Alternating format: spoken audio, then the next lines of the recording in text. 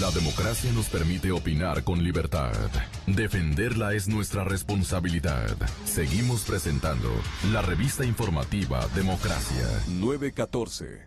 Juan Jacobo, muy buenos días. Aquí estamos para escucharle. Muchas gracias, licenciado Rosero. La verdad que cuando la historia se escriba, ¿verdad? Una de las cosas que van a quedar bastante claras respecto a todo lo que ocurrió en los meses y el año precedente es que la nota, o sea, todos los problemas que podía suscitarse por la reducción del precio del petróleo y por una apreciación del dólar, fueron alertados. Es decir, esto de acá yo lo escribí hace 9 meses y ya llevamos por lo menos 4 meses sabiendo que esto podía ocurrir. Y obviamente, aquí uno obviamente pone escenarios, ¿no? Porque yo me acuerdo que en el artículo poníamos muy claro que esto va a generar problemas de índole fiscal, de índole de cuenta corriente, problemas para la dolarización. Y bueno, el problema fundamental es que cuando uno sabe que existen estos riesgos, uno tiene que tomar las medidas paliativas con anticipación. No cuando el problema explota. Yo hacía una referencia, esto es como un tsunami, ¿no? Porque es un fenómeno doble, un fenómeno con lo del tipo de cambio, con la apreciación del dólar, que obviamente reduce la capacidad para exportar y hace mucho más baratas las importaciones. Y por el lado del petróleo, que obviamente reduce la capacidad de inducir gasto fiscal o generar impulso de demanda interna vía gasto público o inversión pública, obviamente eso contrae la economía. Pero esto se sabía desde el comienzo, es decir, esta posibilidad obviamente tenía que precautelarse con mucha anticipación. Y es más o menos lo que pasa cuando uno sabe que hay un fenómeno natural. Yo en mi último artículo decía que el problema es que uno tiene que estar consciente de estas amenazas y tomar las precauciones con mucha anticipación. Una de las precauciones es justamente no excederse en el gasto público. Otra es generar una reserva de un ahorro. Es como, por ejemplo, cuando uno sabe que va a haber un terremoto. El caso de Chile es bastante constructivo. Saben que Chile es un país con problemas sismográficos constantes y la probabilidad de terremotos es alta. Por lo tanto, existe una cultura de seguros. La gente tiene que asegurarse. Y en el caso de la política macro, eso significa tener control fiscal y generar ahorros. Porque así como el país vivió una bonanza petrolera entre 2004 y 2013 y unas condiciones de tipo de cambio favorables, con una depreciación entonces del dólar respecto del resto de las monedas, pues uno tenía que saber que en algún momento ambas cosas podían revertirse, o una podía revertirse y la otra no tanto, o las dos a la vez. Y ese escenario no se previó. Y cuando uno se da cuenta de que las alertas ya se habían dado, que hubo unos primeros temblores, hubo unas fumarolas del Cotopaxi en el 2009, cuando la crisis económica se suscitó entonces, y el precio del petróleo también cayó, y el tipo de cambio también se apreció. Sin embargo, nosotros ya en ese momento no teníamos los ahorros por los excedentes del precio del petróleo, nos lo habíamos comido y tampoco tomamos ninguna precaución entonces. Entonces, el problema de fondo tiene que ver justamente con esta estructura. Y lo que ha ocurrido, a pesar de que se sabía de que había una gran probabilidad de que este problema se agrave, tal cual ha ocurrido, es que las medidas paliativas que se han tomado han sido superficiales. Porque el gran problema, el problema de fondo tiene que ver justamente con el exceso de gasto suntuario, el no haber tenido una política productiva con el sector privado tal como se la quiere recién ahora hacer. Entonces, obviamente, el problema es un problema de timing. Eso se debió haber hecho, estas medidas correctivas, mucho antes, cuando el país está en las condiciones para afrontarlas, con ahorros, previendo un gasto fiscal con un precio de barril mucho menor, tratando de generar también escenarios en los cuales esta situación que la que estamos enfrentando se podía dar. Entonces, obviamente hubo muchos problemas en ese sentido. Y tengo la impresión, además, de que el gobierno no ha querido asumir, no asumió desde el comienzo y recién ahora se forzado por las circunstancias lo tiene que hacer, que el problema central es un problema de gasto fiscal, o de exceso del gasto fiscal. Y el caso más elocuente son los gastos totalmente improductivos que existen en términos de los gastos que se hacen en todo lo que tiene que ver con la práctica de medios, etcétera, etcétera, que no reportan ningún tipo de productividad. O sea, no se puede hablar que son gastos productivos, ¿verdad? La parte de las reservas es un descuido de veras muy grave, el no haber construido un fondo especial, más bien haberse gastado el fondo que reunió la administración Gutiérrez a través de la gestión de Pozo, de Mauricio Pozo, y la otra parte que es el asunto de que no se ha tomado las precauciones para evitar los gastos especulativos que ha tenido en demasía. Las reservas más el endeudamiento, el cuadro fenomenal en términos negativos que nos ofrece la coyuntura. ¿Hay tiempo de frenarle a que no se constituya en una catástrofe que termine incluso con el formato monetario? Hay varias cosas. Respecto, por ejemplo, a lo que usted decía de haber usado esas reservas, pues es bastante imprudente, ¿verdad? Es tan imprudente como haciendo el equivalente a la situación con el Cotopaxi, da permisos de construcción de viviendas a las laderas del Cotopaxi. Uno dice, bueno, el Cotopaxi no va a erupcionar en 150 años, pero eventualmente va a erupcionar porque es un volcán activo. Y uno no permite, uno no da permisos de construcción en las laderas del Cotopaxi. No haber mantenido la política de generar un ahorro con los excedentes del petróleo fue equivalente a asumir ese riesgo. Uno puede decir, bueno, en parte fue utilizado para hacer inversión pública, etcétera, etcétera, pero la gran mayoría ha sido en gasto público, y gasto público e inversión pública no controlada, porque han sido básicamente por decreto. O sea, todos sabemos muy bien cuáles son los problemas justamente de hacer una deudería, una contribuiría justamente a las condiciones de gasto. Y eso ha implicado además que se haya incrementado el nivel de deuda.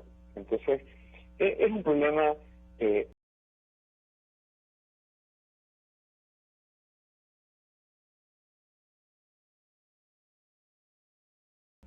Y respecto de los otros aspectos que usted mencionaba, pues obviamente no solamente que nos embarcamos en esta espiral de gasto, en parte de inversión, pero sobre todo de gasto incontrolable, no fiscalizable, no se rinden cuentas.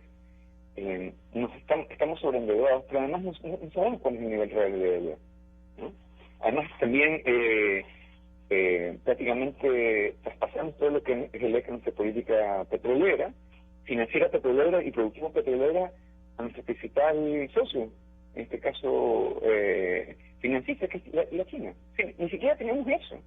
Esa es la peor situación. O sea, no tenemos control sobre esas variables y sobre una razón de política al respecto.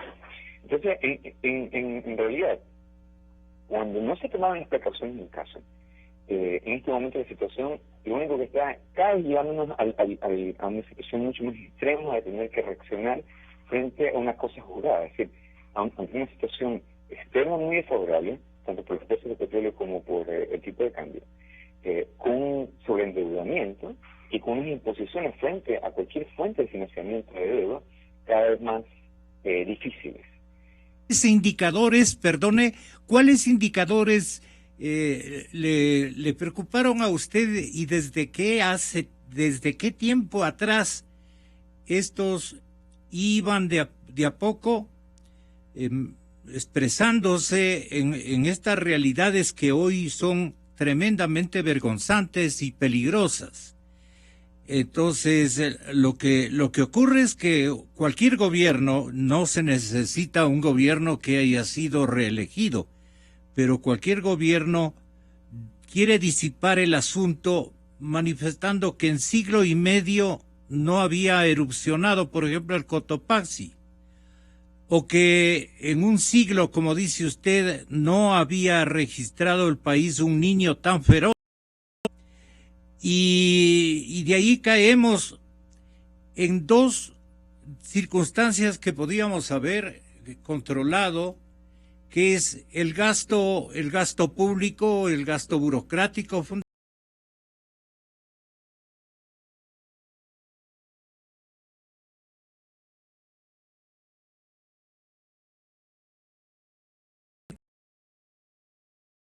una factoría encargada de hacer todo lo que no se debía hacer.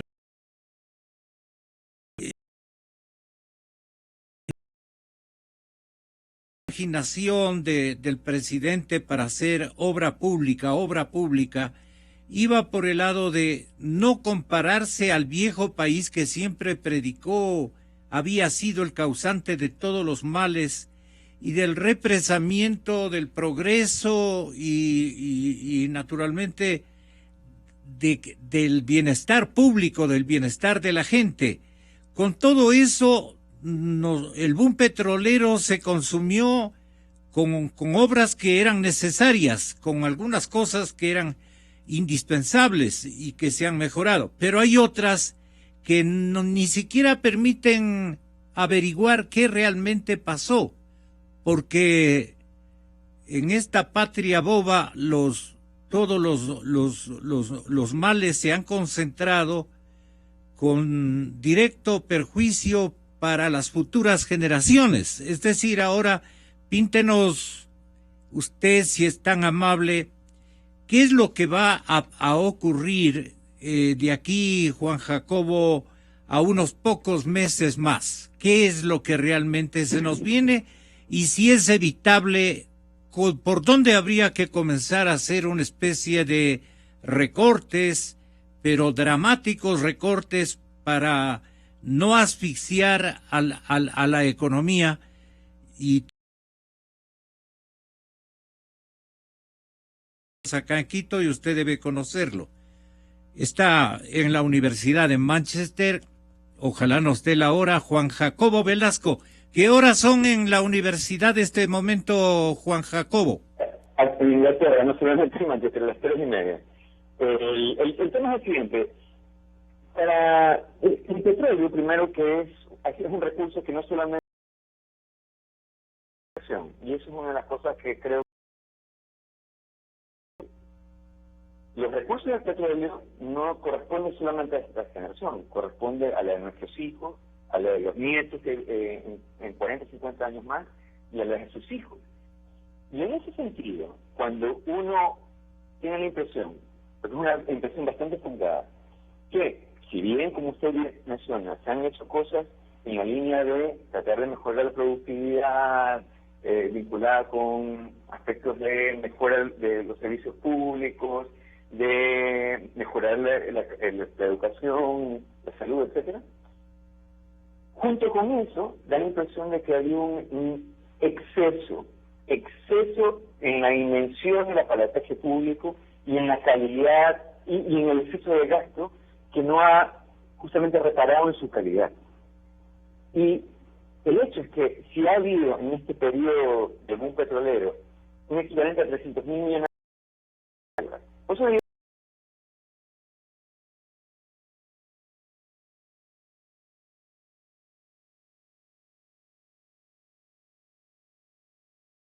generaciones, por lo tanto uno tiene que tener la visión de mucho más largo plazo y en ese sentido ser mucho más cuidadoso. Cuando existen los mecanismos justamente de poner en concurso público cualquier tipo de obra pública, ¿no? Y no generar obras a dedo a nuestro principal socio, que es la China, pues en ese sentido existe competencia para determinar cuáles son los precios y obviamente ajustar los precios a una situación mucho más real y no generar una inflación de muchas cosas en el tema del gasto público. Y eso yo creo que esa desprolijidad nos está pasando la puerta.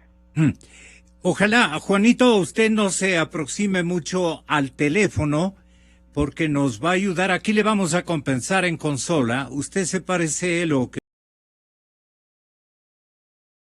con la experiencia de audio que manejamos acá. Ahora, yo quiero que tengan la bondad mis invitados en el estudio de el análisis en que ha emprendido desde hace 9, 10 meses el catedrático y también alumno de la Universidad de Manchester, que nos está desde Inglaterra contestando esta llamada telefónica. Fernando, ambos son Fernandos, tengo que decir el apellido forzosamente, economista Fernando Mosquera. ¿Qué es lo que, de esto, todo? Ahora, lo más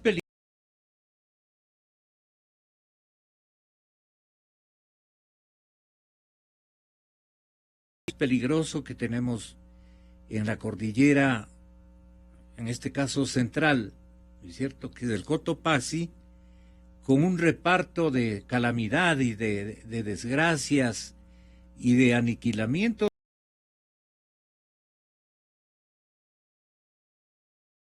qué sé yo,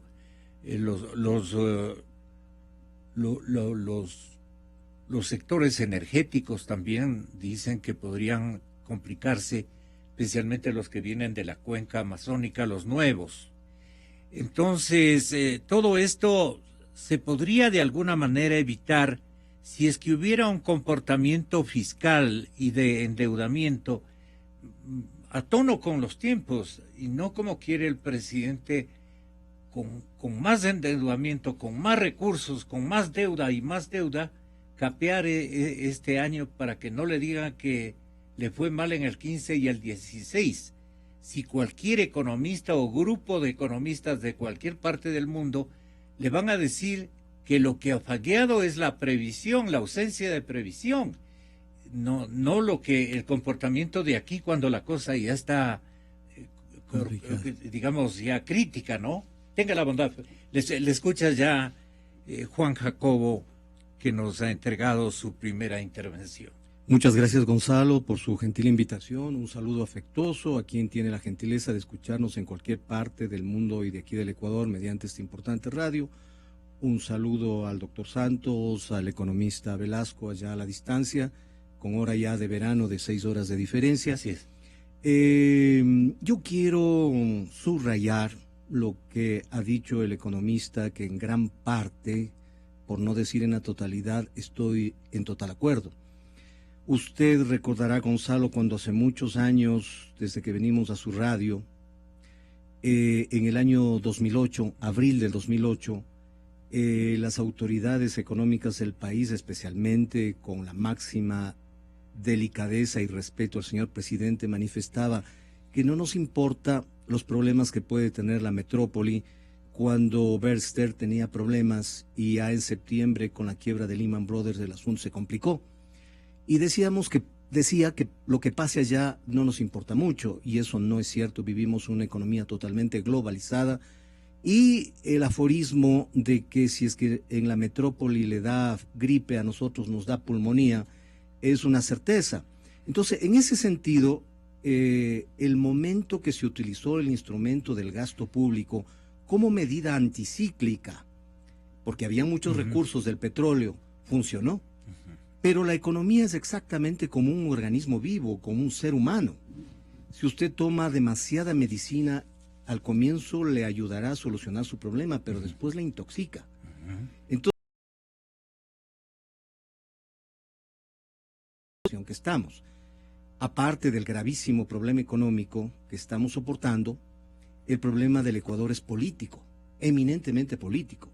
En ese sentido, yo pienso que el señor presidente de la República debe serenarse, y quiero citar y felicitar la actitud del señor presidente de la Secretaría Nacional de Planificación, que con mucho criterio decía: estas leyes de herencia y plusvalía en diciembre.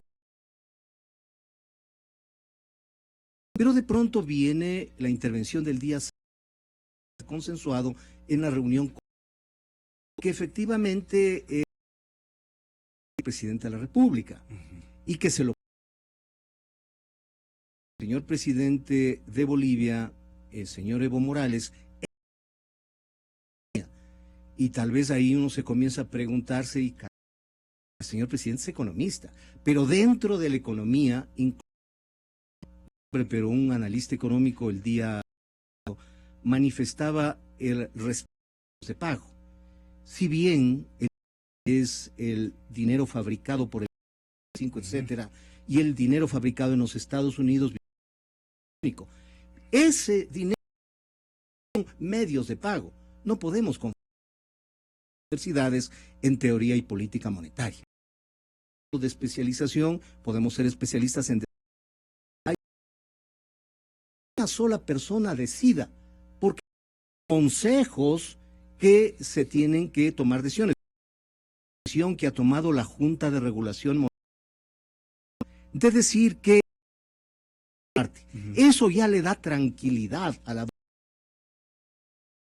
Acosta, que es un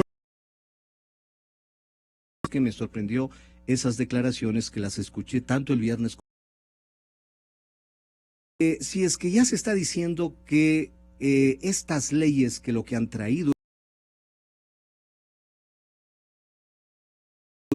nadie va a traer dinero para generar empleo en el Ecuador. ¿Recuerda usted cómodo es lavarse la mano, la cara con el público? Y hemos hecho eso desde hace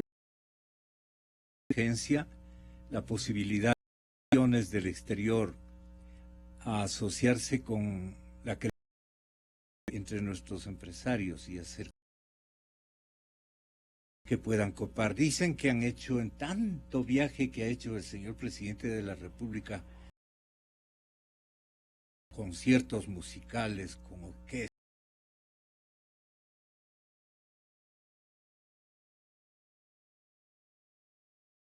últimamente para un plan vivienda el sábado, y el otro me parece que tiene a informar al público. El tema de los Santos es lo que nos quiera decir. ¿Usted quiere, Juan Jacobo, antes de que el exministro Santos... Sí, muchas gracias. Sí, yo estoy totalmente de acuerdo en las declaraciones. Uno es el hecho de que justamente en medio de la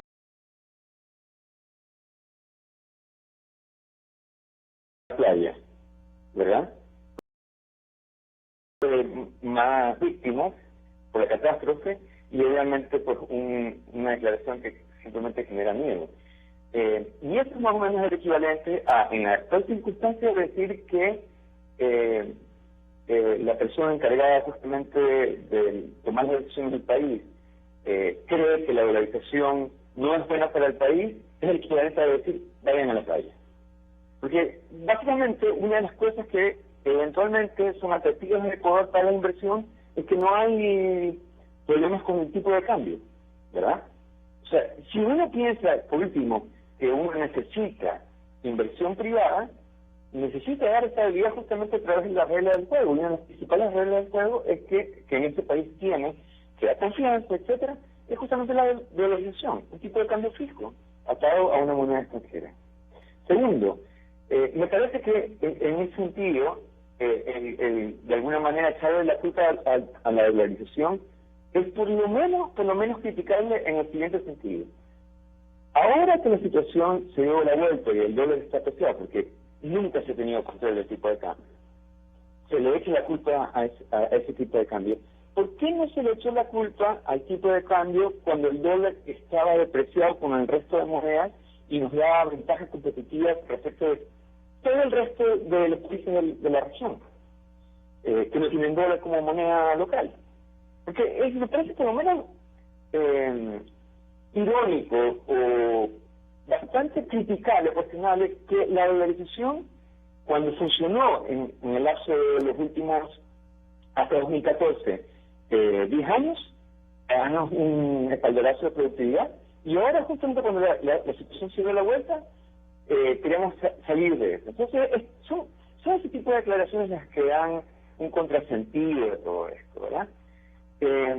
Y obviamente, pues, la situación respecto de la inversión es bastante llamativa, porque lo que se ha hecho, lo que se hizo, y en ese sentido uno tiene que pensar en la economía política de las medidas, o el modelo de desarrollo. Cuando uno queda atado de manos a un solo socio, para todo lo que tiene que ver con temas de inversión, gasto, deuda, como fue el caso de Ecuador, que desplazó todos los socios, privados y públicos, en aras de tener una relación extraordinariamente estrecha con la China. Si a ese socio, por alguna circunstancia, le va mal, obviamente las condiciones van a cambiar.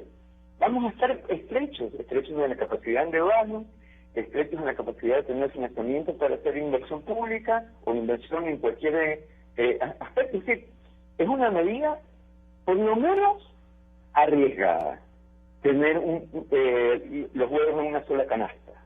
Y en ese sentido, por un aspecto de economía política, es decir, por diversificación de riesgo, lo que hubiese sido recomendable era justamente, no solo que China, o sea, yo no estoy opuesto a tener una relación público-público para temas de inversión, pero en general, es decir, ¿por qué no se generó justamente un pool, una decisión? Obviamente yo siempre he sido de la idea de que este tema debe haberse dado una agenda público-privada, pero en último de los casos, ¿por qué no se generó una diversificación con posibles inversionistas, por último públicos, que hubieran reducido el riesgo? Pero en estos momentos, justamente con una situación mucho más precaria de la China, el riesgo aumenta mucho más, y está lo que estamos viviendo. Eso es lo que estamos seguramente observando y vamos a seguir observando en los próximos meses. Bienvenido, exministro Fernando Santos. Muy buenos días, Gonzalo, muy buenos días, economista, y muy buenos días a Juan Jacobo Velasco. A don Juan Jacobo Velasco, a quien hemos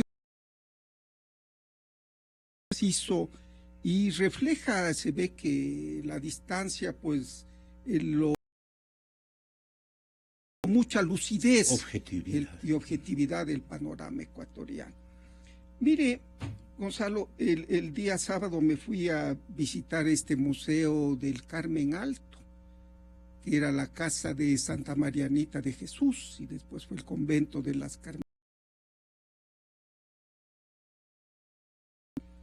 Le demuestra al mundo que, como decía Benjamín Carrión, no seremos una potencia militar ni económica, pero sí cultural, el acervo de nuestra cultura. Santa Marianita de Jesús fue famosa por decir: el Ecuador tiene muchas amenazas, los volcanes, tremendos volcanes, y los malos gobiernos, y parece que se han juntado las dos calamidades, el Cotopaxi a punto de erupcionar y un gobierno que no quiere ver la realidad, que ha metido la cabeza en la arena y no ve la realidad. Es una combinación letal, claro, que nos puede llevar muy lejos. A una catástrofe. Y esa catástrofe que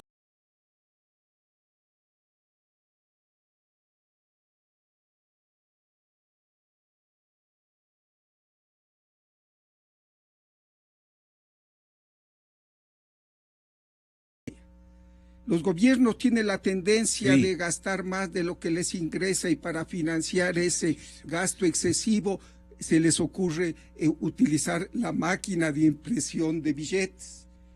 ¿Qué resultado da? La inflación, que golpea a los más pobres. Inflación que le gusta al presidente de la República, porque dice, no importa una moneda, ¿verdad? Sin pensar en el costo doloroso del ciudadano. Porque si usted tiene una economía dolarizada y no... Porque mire, Gonzalo, quizás algunos pensaban que los precios del petróleo estuvieron del 2004 al 2014 en excelentes niveles y que de ahí han caído, pero quizás fuera una caída pasajera. Goldman Sachs, que es una firma de bancaria y de servicios financieros muy prestigiosa, acaba de el fin de semana hacer un análisis, que la crisis de precios va a durar 15 años, hasta el 2030. ¿Por qué? Porque la producción de petróleo va a seguir en incremento. El Irán, los Estados Unidos, el Senado americano acaba de permitir el tratado con el Irán de la no proliferación de armas nucleares. El Irán, China ha entrado en desaceleración, esas cifras del 8-9% de compradores. Entonces hay que prepararnos. Voy a referir a un tema que usted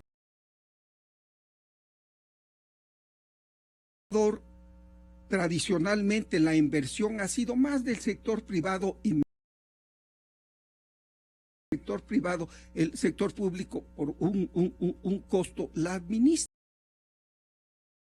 Bueno, aquí se revertió esa tendencia, se segregó, se le puso como paria, tú no entras, hoy ya no hay ese dinero.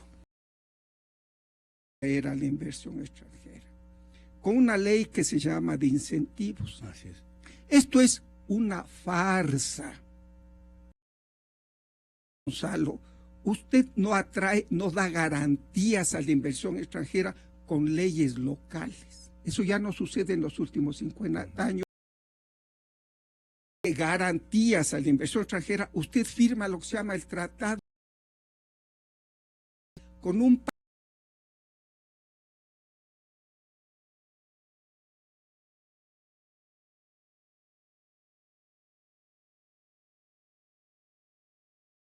no una ley local que puede ser cambiada cuando les quiere el gobierno.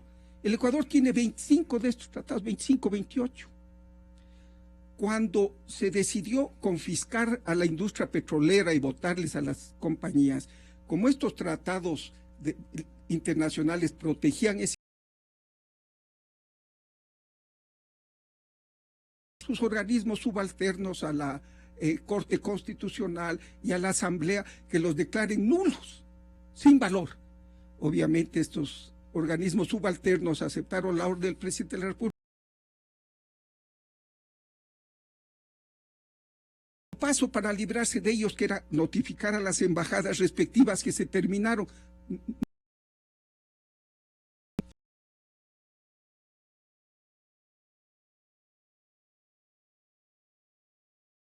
Atraer la inversión extranjera, tienen que ordenar de nuevo a la Corte Constitucional y declaratoria de nulidad de los tratados de protección de inversión. Solo ahí vendría el inversionista. Pero claro, engañan a la gente. ¿Por qué? Porque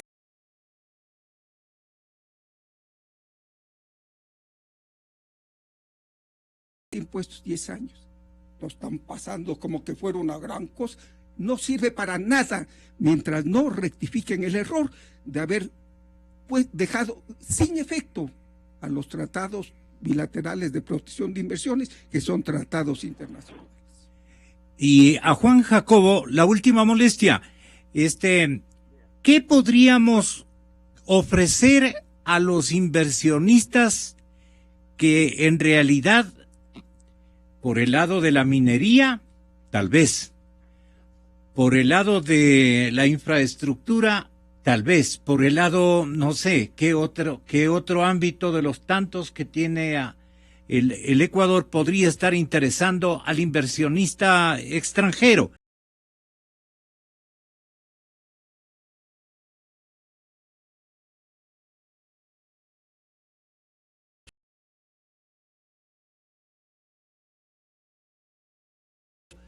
Digamos, una adecuada colaboración emprendedora de parte de los inversionistas del sector externo. ¿Cómo le parece a usted, Juan Jacobo?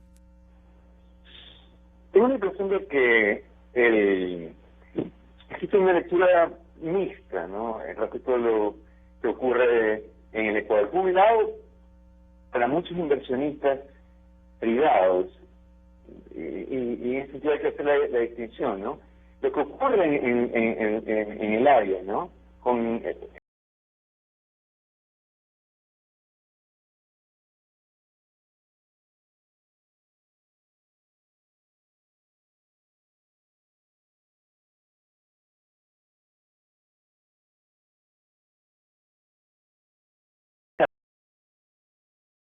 de rechazo ideológico. Yo tengo la impresión de que Ecuador es una especie de sistema no comparable con los casos venezolano y boliviano en el siguiente sentido, ¿no?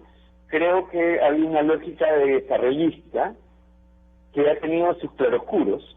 O sea, yo creo que en este sentido hay que reconocer, pero este mote, ¿no?, político obviamente genera natural, digamos así, en los inversionistas privados. Entonces, en primer lugar, existe eso.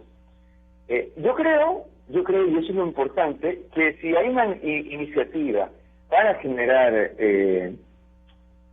atracción de inversiones en el Ecuador, tiene que ver justamente con todos los avances que se han hecho y que son constatables, ¿no? O sea, el hecho de que haya buenas carreteras, etcétera, el hecho de que haya una infraestructura, que haya modificaciones en términos de la educación, que obviamente no tienen retornos inmediatos, pero van en los caminos correctos.